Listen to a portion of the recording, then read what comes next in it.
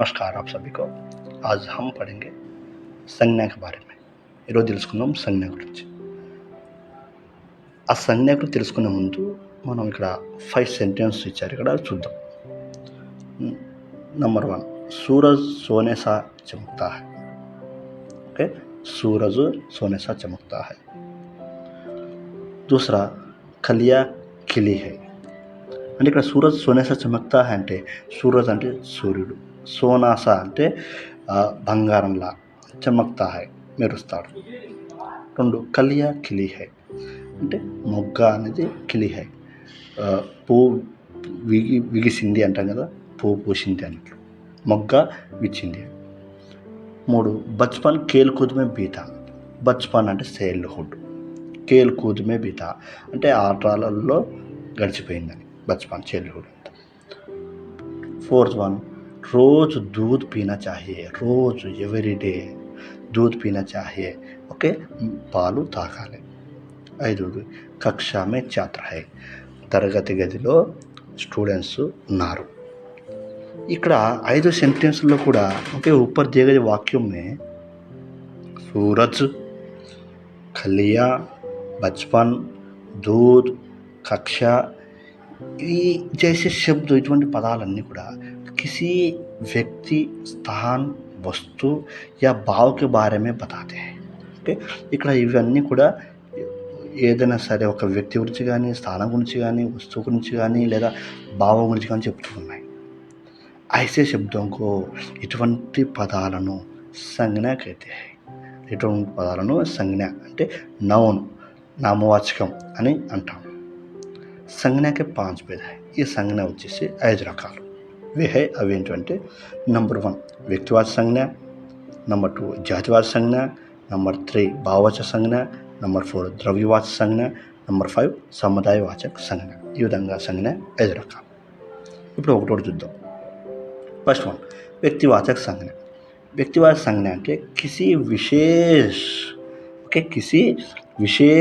వ్యక్తి, स्थान,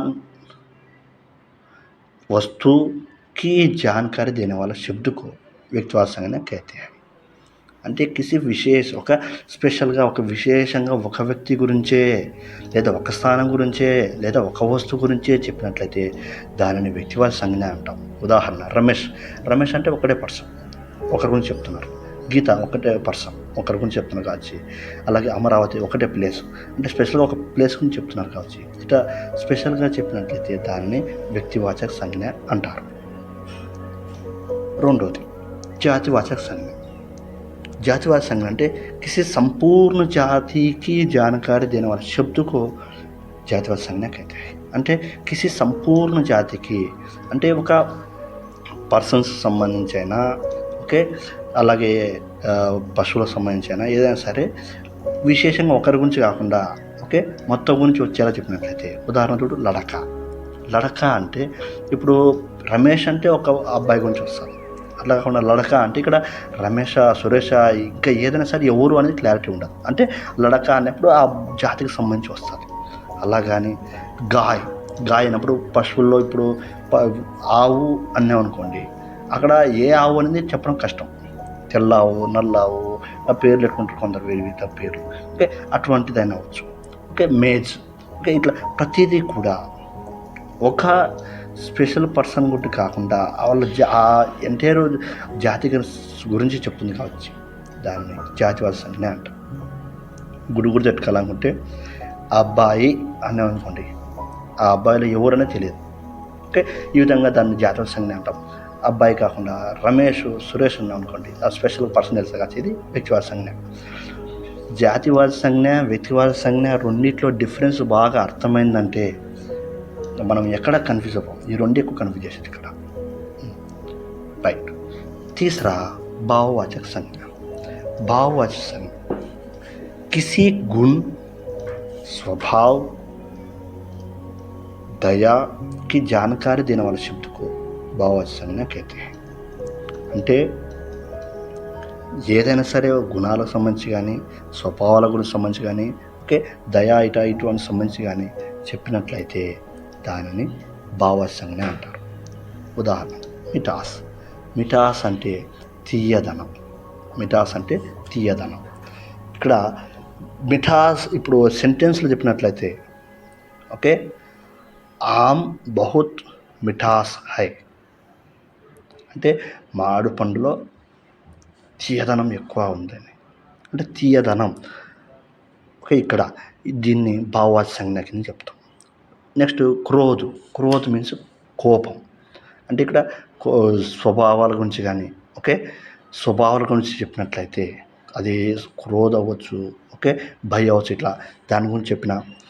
లేదా ఇక్కడ బుడాపా చైల్డ్హుడ్, ఇది ఓల్డ్ ఏజ్, ఓకే, బుడాపా ముసలితనం గురించి చెప్పిన. అంటే ఇక్కడ అన్నీ కూడా వాళ్ళ భావాల గురించి చెప్తున్నారు, గుణాల గురించి, స్వభావాల గురించి, దాని గురించి చెప్పినట్టయితే దాన్ని భావవాచక సంజ్ఞ అంటారు. అంటే ఏదైనా సరే ఒక ఫీల్కి సంబంధించి చెప్పినట్లయితే ఓకే, ఒక దశ గురించి, ఒక సిచ్యువేషన్ గురించి, స్థితి గురించి చెప్పినట్లయితే దాన్ని భావవాచక సంజ్ఞ అనొచ్చు. 4th వన్ ద్రవ్యవాచక సంజ్ఞ.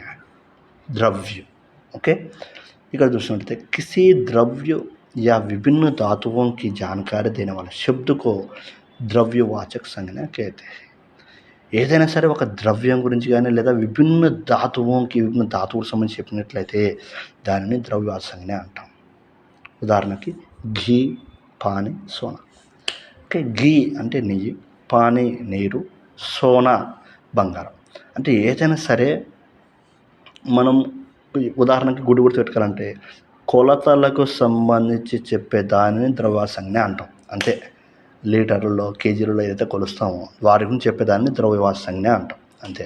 ఇప్పుడు ఏదైనా ఒక వస్తువుకి సంబంధించి చెప్తామంటే అది మనం కొనేటప్పుడు లేదా అమ్మేటప్పుడు కేజీలలో లేదా లీటర్లలో అమ్ముతున్నాం, కొంటున్నాం అంటే అది ద్రవ్యవాచక సంజ్ఞ. అలా గుర్తుపెట్టుకుంటే అయిపోద్ది. 5th వన్ समुदायवाचक संज्ञा. किसी विशेष समुदाय या समूह की जानकारी देने वाले शब्द को समुदायवाचक संज्ञा कहते हैं. అంటే కిసి విశేష్ ఏదైనా సరే స్పెషల్గా, ఇందాక మనం వ్యక్తిగత సంజ్ఞ చెప్పుకున్నాం కదా, ఆ విధంగా ఇక్కడ కూడా కిసి విశేష్ ఒక స్పెషల్గా సముదాయం మీన్స్ గ్రూప్. ఓకే, ఏదైనా ఒక విశేష సముదాయానికి సంబంధించి కానీ యా లేదా సమూహకి జాన్కారీ లేదా ఒక గుంపు గురించి ఓకే జాన్కారీ దేని శబ్దం ఓకే చెప్పినట్లయితే ఓకే ఇన్ఫర్మేషన్ ఇస్తుందో లేదా తెలియజేస్తుందో అటువంటి పదాన్ని ఏది సముదాయవాచక సంజ్ఞ అంటారు. ఉదాహరణ మేళా, సభ, గుచ్చ ఆది.